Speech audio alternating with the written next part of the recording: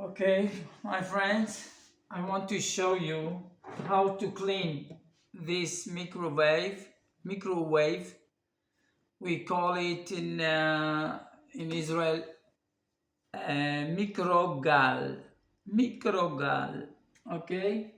So first thing to clean, of course, with this very strong, not spray, but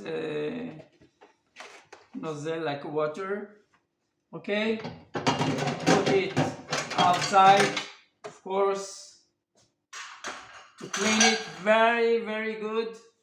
And then, okay, after you finish to clean it very good with very strong spray, everything, you must do to put inside again the whole things, yeah. And this is like a flat with this kinds of material, and with water, few, because it's will make it hot, very hot. I don't know, for 1 hour, I don't know. I will check it. But because I'm afraid that something will happen. So it's enough for, I know, maybe 15 minutes. If it might be more, if you can, I don't know, kinds of the microwave. So then you must do it and action. Okay, after you clean, of course. Now you can change it for dairy and to the meat if you want, but don't do it every day, of course. Even for Pesach, for Pesach.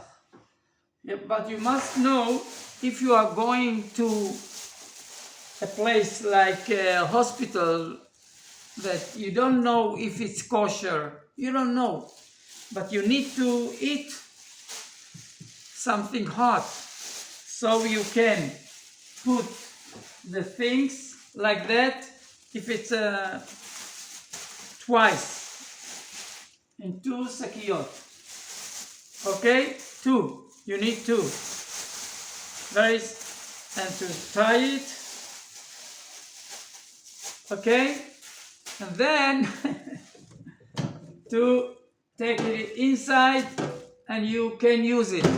Okay, you can use it, but because we have no other way how to warm our food.